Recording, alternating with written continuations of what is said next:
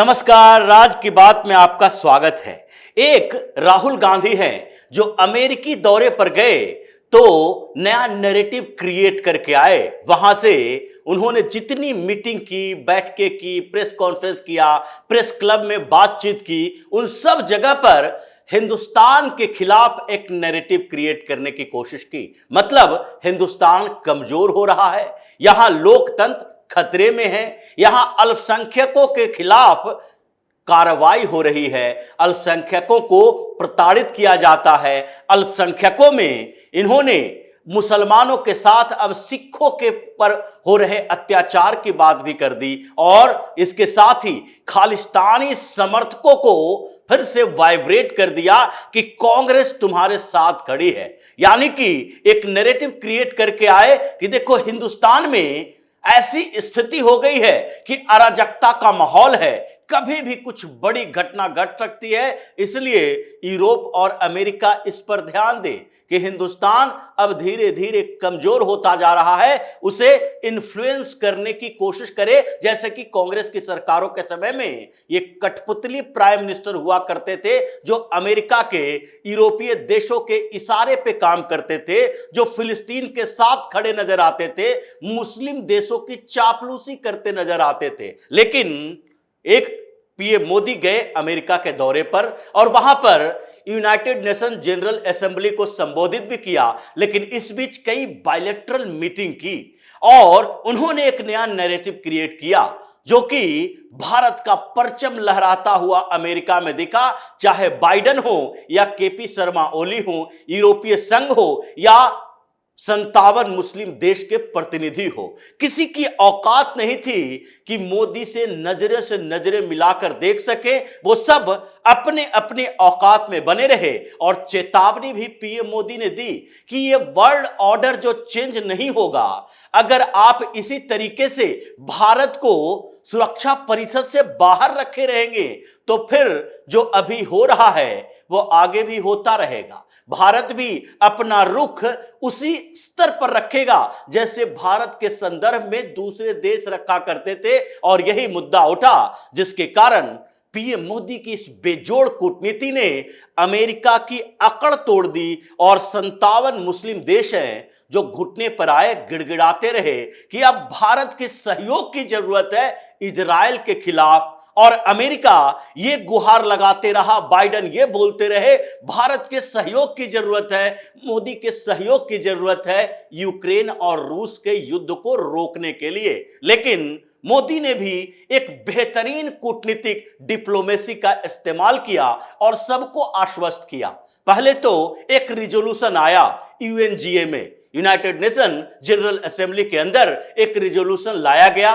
वो रिजोल्यूशन किस बात के लिए था कि फिलिस्तीन के जिन क्षेत्रों पर इजराइल ने कब्जा किया है उन क्षेत्रों को 12 महीने यानी 1 साल के अंदर मुक्त कराया जाए, इजराइल अपनी सेना को वापस बुला ले। और इसी के ऊपर रिजोल्यूशन लाया गया था। अब रिजोल्यूशन लाया गया तो वहां पर वोटिंग भी होगी और उस वोटिंग में ये लोग ये चाह रहे थे कि इंडिकेटिव तरीके से, सांकेतिक तरीके से ही सही, लेकिन भारत इसके पक्ष में वोट दे, समर्थन करे और इसकी पूरी तैयारी की जा रही थी कि भारत कम से कम ये तो बताए कि उनका स्टैंड यही है कि 1 साल के अंदर फिलिस्तीन के उन क्षेत्रों से इजराइल की सेना वापस आ जाए, गाजा को मुक्त करा दिया जाए और फिलिस्तीन और इजराइल के बीच चल रहे इस युद्ध को विराम लगा दिया जाए, हमास के आतंकियों को बख्श दो। ऐसी स्थितियां पैदा हो गई है कि अब इजराइल को वापस आना चाहिए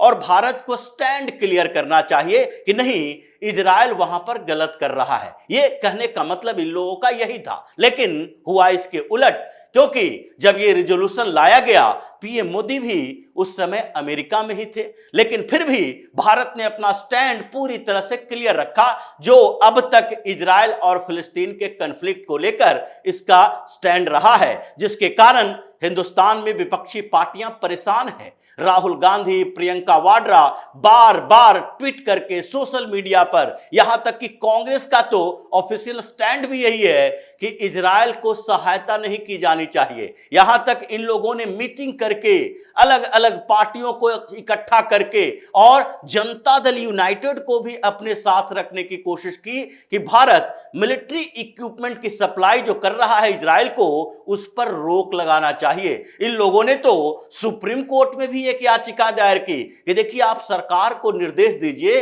कि इजराइल को जो भेजे जा रहे हैं मिलिट्री इक्विपमेंट, उस पर रोक लगाई जानी चाहिए, क्योंकि वो एक कॉन्फ्लिक्ट जोन हो गया है। इजराइल गाजा में जो हमले कर रहा है उसके कारण कई मासूमों की जान जा रही है। लेकिन सुप्रीम कोर्ट ने भी इन लोगों को कह दिया ये इंटरनेशनल इश्यूज है और इस पर सरकार को क्या करना है ये सरकार समझती है। हम इसमें कोई निर्देश जारी नहीं कर सकते।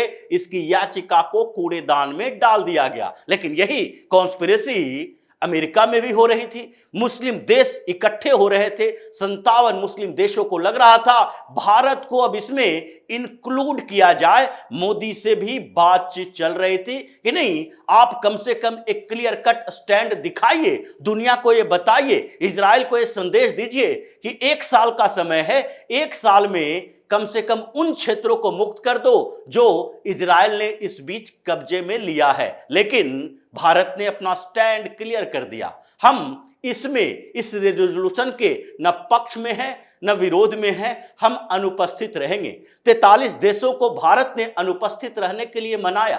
14 देशों ने इसके विरोध में भी वोट दिया और 100 से ज्यादा देशों ने इसके समर्थन में वोट दिया। समर्थन देने वाले देशों में 57 तो यही मुस्लिम देश थे। लेकिन फिर भी यह सांकेतिक स्तर पर यह बताता है कि इजराइल को अभी भी उन 43 देशों का समर्थन हासिल है जो इसके वोटिंग में अनुपस्थित रहे। उन 14 देशों का पूरा समर्थन भी हासिल है जो कि उसके खिलाफ वोटिंग किया। और फिर उसके साथ भारत के स्टैंड को लेकर इन लोगों के बीच कंफ्यूजन नहीं है। आज वो भारत नहीं है पहले वाला जो कि फिलिस्तीन के पीछे पीछे इसलिए चले क्योंकि मुस्लिम देश नाराज हो जाएगा। मुस्लिम देशों की औकात नहीं है भारत के सामने नाराजगी जाहिर करने की, चाहे सऊदी अरब ही क्यों ना हो। सऊदी अरब को भी ये लगता है कि ये जो तेल का भंडार है ये ज्यादा समय तक नहीं रहेगा और इसलिए वहां के क्राउन प्रिंस मोदी के साथ मिलते जुलते रहते हैं। कई बार मुलाकात हुई, बातचीत हुई और इन लोगों ने जो तरीके अपनाए हैं कि भविष्य के मार्केट को तलाशना है तो भारत को इग्नोर नहीं किया जा सकता। वहां पर वो वाइल सेंट्रिक जो डेवलपमेंट है उसके अलावा नए नए आइडिया ढूंढ रहे हैं और उसमें भारत का इन्वेस्टमेंट जरूरी है। इसलिए सऊदी अरब भी भारत के साथ ही चलता है, कुवैत भी भारत के साथ ही चलता है। और ये उस समय जबकि भारत ने, मोदी ने सीधे तौर पर कह दिया है इजराइल के साथ हम खड़े हैं। आतंकवाद के मुद्दे पर हम किसी भी तरह से हमास जैसे संगठनों का समर्थन नहीं कर सकते।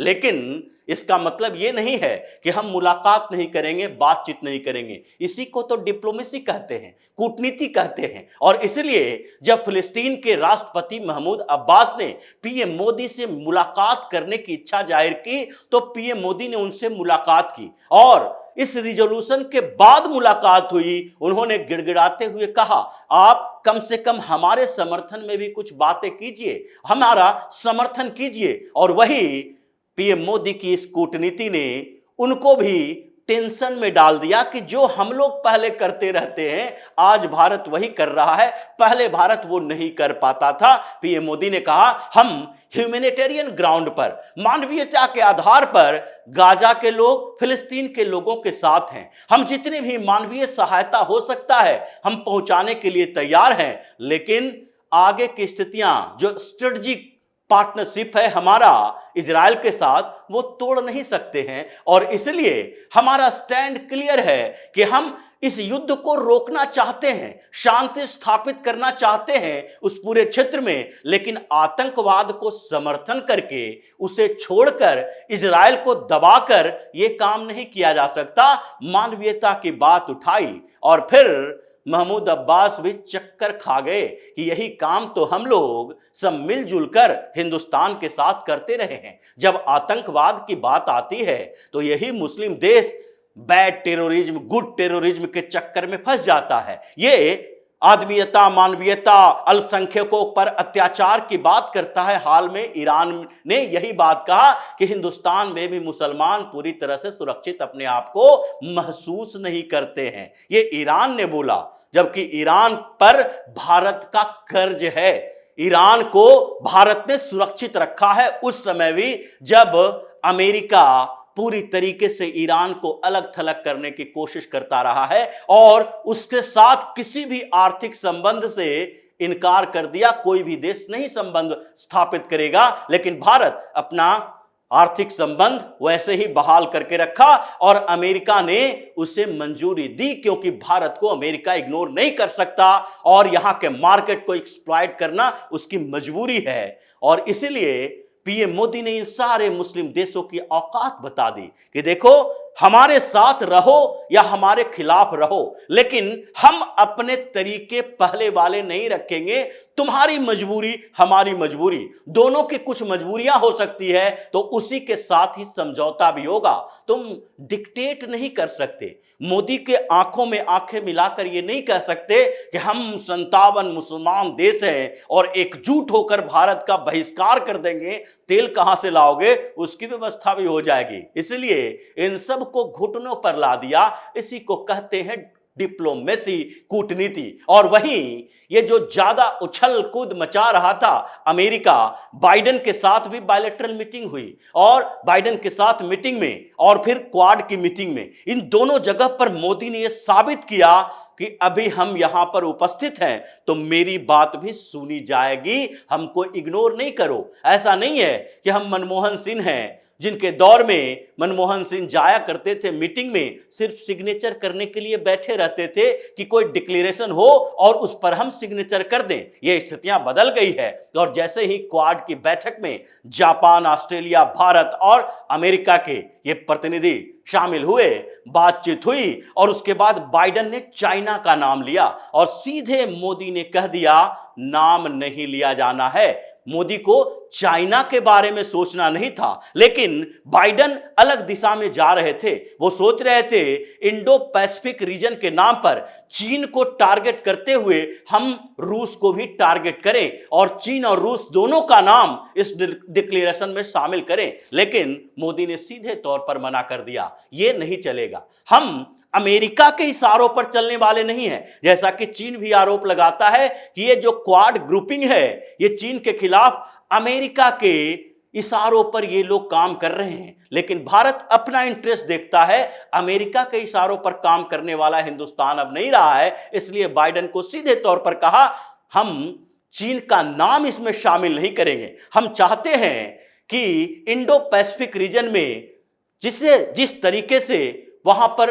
स्थितियां खराब हुई है, चाइना धीरे धीरे मिलिटराइजेशन कर रहा है, आर्मी नेवी वहां पर तैनात करता है, उसको खत्म करना है, व्यापार रूट तैयार करना है। लेकिन फिर भी किसी देश विशेष के खिलाफ हम इस संगठन में शामिल नहीं हुए। चाइना से निपटना होगा, हम अकेले काफी हैं, आप लोग भी सहायता करेंगे, हम आपकी सहायता करेंगे। उसी तरीके से यूक्रेन रूस के युद्ध के संदर्भ में भी बाइडेन ने एक चालाकी करने की कोशिश की कि रूस के खिलाफ इस डिक्लेरेशन में कुछ ऐसी बातें कर दी जाए जिसके कारण ये सामने में आएगा कि देखो, भारत ने रूस के खिलाफ डिक्लेरेशन पर साइन किया है और भारत और रूस के बीच जो इस समय बेहतर संबंध है वो उसको प्रभावित करने की कोशिश करें। लेकिन मोदी ने उनका नाम भी हटा दिया, रूस और चीन का नाम नहीं रहेगा। हम सबके साथ हैं और हम अपने इंटरेस्ट के लिए किसी के दूसरे के समर्थन के मोहताज नहीं हैं। ये चलता रहा।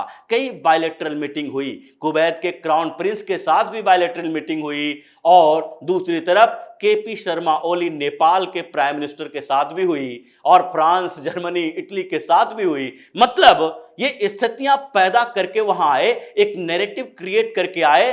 हिंदुस्तान को इग्नोर नहीं किया जा सकता। और जब इस मुस्लिम देशों ने इजराइल की बात की, जब बाइडेन ने रूस की बात की, चीन की बात की, तो मोदी ने सीधे तौर पर कहा कि अभी वर्ल्ड ऑर्डर चेंज करने की जरूरत है।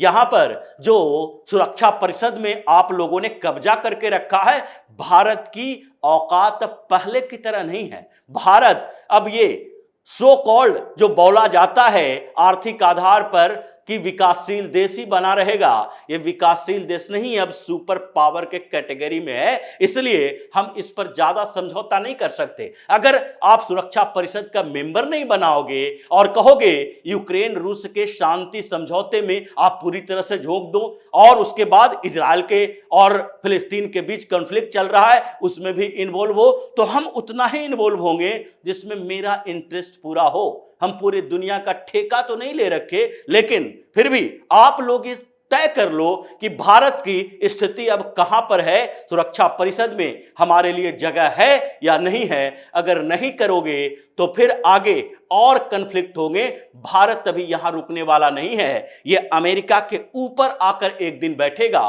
मोदी के इस डिप्लोमेसी ने दुनिया के 191 देश के प्रतिनिधियों को हिलाकर रख दिया कि भारत कैसे बदल रहा है। और यह भी चर्चा हो रही है कि देखो, एक राहुल गांधी जैसे लोग जो अमेरिका जाते हैं और वहां पर जाकर भारत को कमजोर करने की कोशिश करते हैं, एक मोदी जाते हैं वहां दुनिया में भारत की वो पोजीशन क्रिएट करके आते हैं, बना के आते हैं जहां से दूसरे देश ये सोचने पर मजबूर हो जाता है कि अब भारत 10 सालों में इतना बदल गया है कि अब किसी का इन्फ्लुएंस स्वीकार नहीं कर सकता। अमेरिका हो, यूरोपीय संघ हो, मुस्लिम देश हो या फिर रूस हो या फिर चाइना जैसे देश हो, किसी के इन्फ्लुएंस में नहीं आ सकता। पूरी तरह से स्वतंत्र विदेश नीति है, इंडिया सेंट्रिक फॉरेन पॉलिसी अपना रहा है और यही कूटनीति सबको हैरान करने वाली थी। तो इसी तरह की खबरों के साथ फिर से हाजिर होंगे, तब तक के लिए बने रहिए हमारे साथ और देते रहिए हमें सहयोग ताकि इसी तरह की खबर हम आपके लाते रहें। धन्यवाद।